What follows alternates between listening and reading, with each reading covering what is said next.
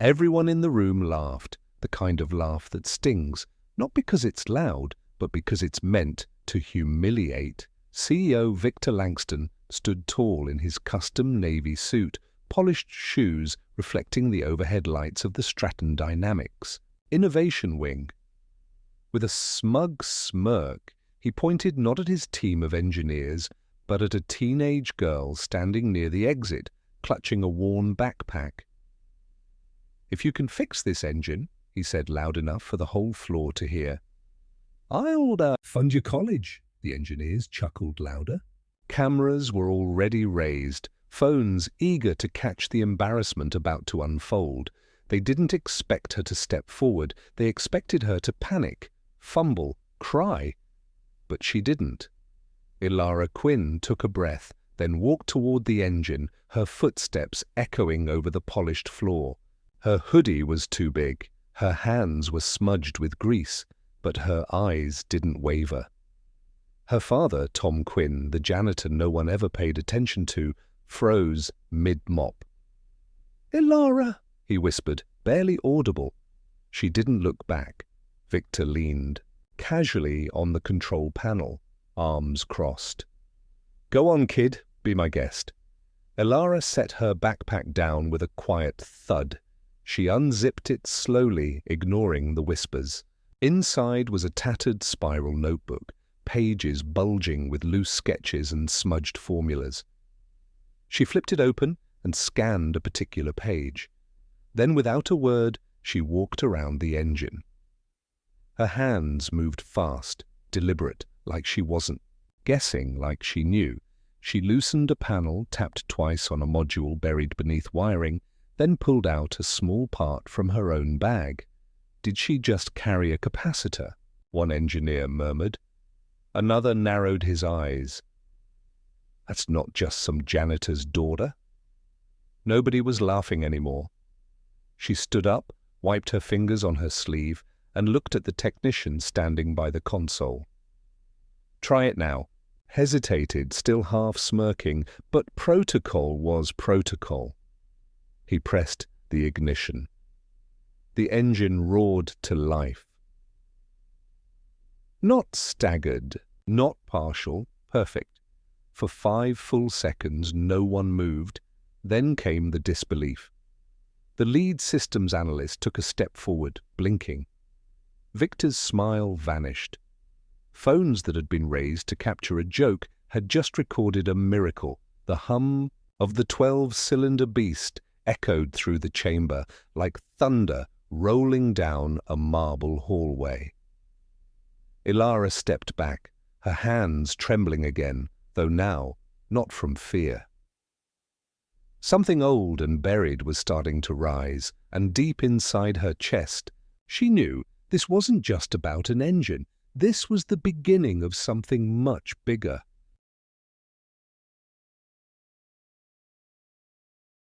The engine's flawless purr still echoed through the room, but no one spoke. Not even Victor.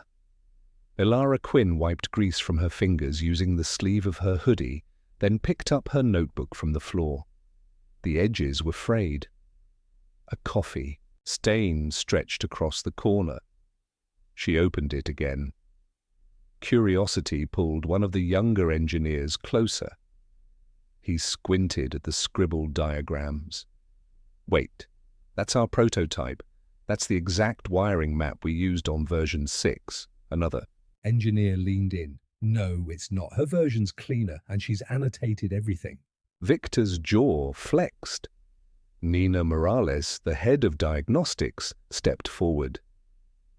"Where did you get those pages?" Elara's voice was soft. "I drew them." Laughter crackled, but it wasn't mocking this time. It was nervous, uncertain. "You drew them?" Victor repeated, taking a step closer. "Are you telling us that you reverse-engineered a multi-million-dollar engine?" She didn't blink. "I didn't reverse-engineer anything," Elara replied, flipping the page. "I designed it." The room froze. Victor snatched the notebook from her hands and flipped through it. Page after page, handwritten schematics, equations, design flow. coolant system revisions, all dated, all signed.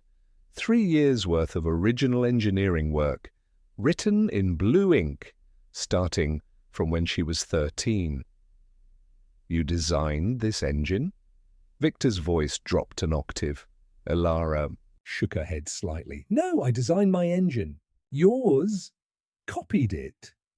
Gasps rippled through the staff. One of the senior developers turned white. Nina covered her mouth. From the corner, Tom Quinn stepped forward. He looked like a man who had just seen lightning strike twice in one lifetime. He placed a hand on his daughter's shoulder. We should go, he whispered, low and urgent. But Victor raised a hand. No, you're not leaving. Elara turned to him, calm. Are you detaining us? For a moment, silence. Victor hesitated. His posture stiffened. His voice faltered. Of course not. We just need to talk. That's when Tom's voice broke. Through quiet but sharp. No, you need to listen. Every person in that room felt the shift. It wasn't just about blueprints anymore. It was about history, about truth, about something far bigger than any engine. Elara didn't move. Victor, corporate titan, master of boardrooms, took a half step back. For the first time in his career, he wasn't in control. And somewhere in the back of the room, Harlan Beck, a quiet engineer with grey in his beard and old guilt in his eyes, was beginning to remember a name the company had tried very hard to erase. A name that hadn't been spoken in over a decade. A name that once whispered through these halls like lightning. And the girl who just rewrote everything, she carried that name. The hum of the engine had become background noise now, steady, ominous, like a countdown ticking down to something none of them were ready for. Victor Langston still gripped Elara's notebook, flipping through the blue-inked pages like he could will the truth into disappearing, but it was there, in every formula, every date, every signature. Tom Quinn stood straighter than he had in years. His hands, calloused from decades of quiet labor, trembled at his sides. He looked at Victor and said it clearly for all to hear. There was a woman who worked here years ago, brilliant, quiet, impossible to intimidate. Her name was Dr. Rhea Quinn. She was my wife. Gasps echoed off the steel walls. Nina Morales visibly flinched. Victor's face drained of color. She designed the first version of this engine, Tom continued, before your team filed a single patent. She brought it to you because she believed in the company. She believed in building something that would change the world. He swallowed.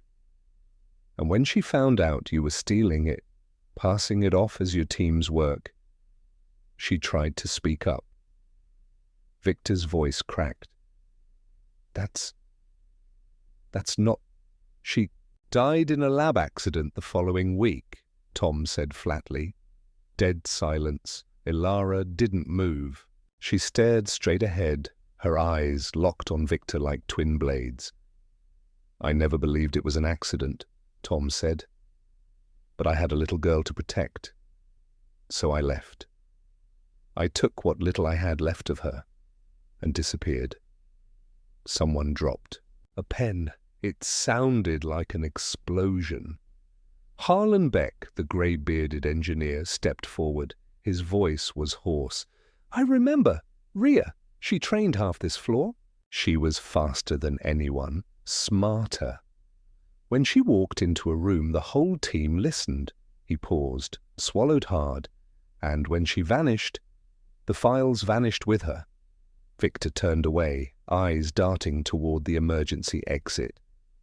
But Elara stepped forward. I didn't come here to do this, she said, voice steady. You made it a joke. You pointed at me, hoping I'd fail. Her voice tightened. But now that I'm standing here, I'm not going to walk away from the truth. Again, Tom placed a hand on her shoulder. but she gently moved it aside. "You see, I used to think silence protected people," she said. I stayed quiet. I kept my head down. I told myself maybe it was better not to know. Her eyes shimmered, but she didn't blink. But silence is what let her die. She turned to face the room. "If even one of you remembers her, if even one of you ever wondered what really happened, then I need you to hear this." A pause. The weight of grief, rage, and purpose hung between every breath. "My name is Elara Quinn, and I am my mother's daughter."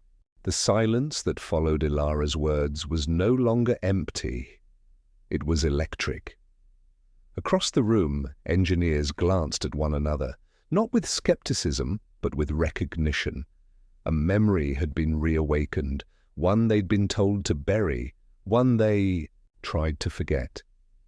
Victor Langston adjusted his cuffs like he still held authority, but the movement was hollow.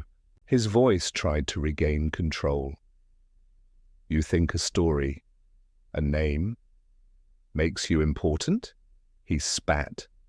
Elara didn't flinch. "You know what makes someone important?" she said softly. "The truth." Nina Morales stepped forward and dropped her ID badge onto the floor. The sound echoed like a shot. "I remember Dr. Rhea Quinn," she said. "I remember her warnings. I didn't speak up, but I won't stay quiet anymore." Harlan Beck followed suit. Then another. Then another ID badges hit the floor like dominoes. Victor's face twisted, eyes darting, looking for anyone still on his side. No one moved. He turned to Elara with venom in his voice. "You don't have proof. You don't have anything that holds up outside this room." Elara raised her phone. "Actually," she said, calm as steel, "I do." She pressed play from the speakers, his own voice.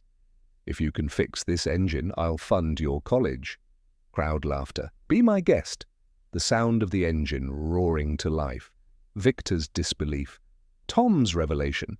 And finally, Elara's. Words, the entire exchange, clean audio, perfect video. Victor's mouth opened, but no words came out. The room held its breath. Elara turned to the stunned staff. "It's already backed up, encrypted, sent. If anything happens to me, the whole world will see it." Victor looked at the door like a man trying to run from a fire of his own making. But the walls were already closing in. "You think this changes?" "Anything," he snapped. "This is still my company, my name." Tom stepped forward. "It never really was yours," he said. "You built it on someone else's brilliance. You buried her so you could wear the crown, but she didn't die. Her ideas didn't die. Her blood didn't die." He looked at Elara. "She's still here." Victor scoffed, but it rang empty now. The oxygen had left the room. Power had shifted, and he knew it. One by one, the remaining engineers turned their backs to him. Elara took a breath, then stepped past him, not with fear, but with finality. She didn't need permission to walk out. She had already won. The clip hit the internet before sunrise. At first, it trickled, shared by a junior engineer on a private tech forum. Then it rippled, posted to a Reddit thread titled "CEO Humiliated by Janitor's Daughter." By 8 a.m., it surged, trending, beyond nationwide. By noon, it was a tidal wave. Millions watched Victor Langston laugh at a teenage girl. Millions heard her name, Elara Quinn. Millions saw an engine come to life in her hands. But what they remembered most was not the machine or the boardroom or the silence. It was the moment she said, "I was never just my mother's daughter. I was her voice." And the world listened. Every platform exploded. News anchors asked, who was Dr. Rhea Quinn? Leaked files began surfacing. redacted patents, lab accident reports, sealed NDAs. Inside Stratton Dynamics, chaos bloomed. Victor had barricaded himself in his office, flanked by lawyers and PR specialists. They urged him to speak, to show remorse, to issue a statement. He refused. Pride is a poison, and Victor had overdosed. In the cafeteria, staff huddled around monitors, some in tears, some frozen, others cheering. Nina Morales uploaded internal memos to a secure server. Harlan Beck called, a journalist he hadn't spoken to in 20 years. Evidence poured out like oil through a broken pipe. Downstairs in the old employee break room, Elara and Tom Quinn sat in silence. The hum of a vending machine, the low murmur of CNN replaying her words. Tom spoke first. I never thought it would actually come to this. Elara didn't look away from the screen. I didn't think it would either. I just wanted to fix and engine. She turned to him, but standing in that room, I realized something. I wasn't just there to speak for Mom. I was there to speak because she couldn't. A knock echoed in the hallway. Sharp, clean, like justice, clearing its throat. The lobby doors swung open. 6 agents in navy blue jackets with gold lettering stepped inside. Department of Federal Ethics. They didn't ask for directions. They didn't need permission. They walked straight to the elevators. No one stopped them. 20 minutes later, Victor Langston was led out in handcuffs. The building stood silent. Then came the first cheer, then a second, then the roar of something long buried finally rising to the surface. Phones lit up. Staff clapped. Some cried. Victor didn't say a word, but his face, once on magazine covers and stock tickers, was now broadcast to the world for what it truly was. A mask cracked beyond repair. Outside, the wind blew through the Stratton courtyard. Reporters shouted questions. Victor didn't answer. He couldn't. On the steps, Elara stood beside her father. You should say something, Tom whispered. Elara nodded, stepped forward, and said what her mother never got the chance to. Truth doesn't stay buried forever, even if it takes years, even if it takes her daughter. It rises. And so did she. The courtyard outside Stratton Dynamics no longer felt like corporate ground. It felt like sacred soil. The sun broke through grey clouds overhead as if it, too, had been waiting for this day. Employees stood in silent clusters, reporters clutched microphones, and somewhere in the crowd, a little girl held her father's hand a little tighter. But at the centre of it all stood Elara Quinn, no longer just a daughter, no longer just a prodigy. She was the storm. Then came the limousine. It rolled, up slow, smooth, windows black as ink. The crowd parted instinctively, not out of fear, but respect. The door opened, and out stepped a woman in a deep emerald coat, tall, silver-haired, unshaken by age. Her name was Grace Quinn. Elara turned. They had never met. No hugs, no holidays, no birthdays. Just silence. But when their eyes locked, something ancient stirred. Blood recognized blood. I kept everything, Grace whispered. Photos, letters, notes your mother wrote. I didn't think this day would ever come. Elara reached out and took her hand, and in that moment, she wasn't standing alone anymore. Behind them, a man in a grey suit approached, humble posture. Federal ID badge clipped to his jacket.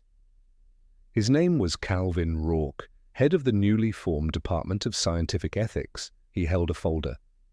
"What's this?" Elara asked. "Justice," he said. "And an opportunity." Inside, a signed letter from the Senate, a new federal program, the Rhea Initiative, created to fund and protect underrepresented young inventors. At the top of the advisory board, Elara Quinn. Tears welled up. Not for herself, for the girl who was never supposed to grow up, for the mother who gave everything and never saw what her brilliance would become. That night, at a small community center, across from the motel where her father used to clean bathrooms, Elara stood on a quiet stage. Dozens of children sat on the floor, eyes wide. She didn't speak. She lifted her violin. The lights dimmed. The first note was soft, like memory returning. Then it soared. The music filled the room. Rich and trembling, carrying every whisper her mother never got to say, every locked file, every long night Tom had spent wondering if justice would ever knock. When she finished, no one clapped. They sat still, transformed, not because of what she played, but because of who she was. Outside, a new billboard lit up over the city skyline. It showed two figures, a mother and daughter, standing side by side.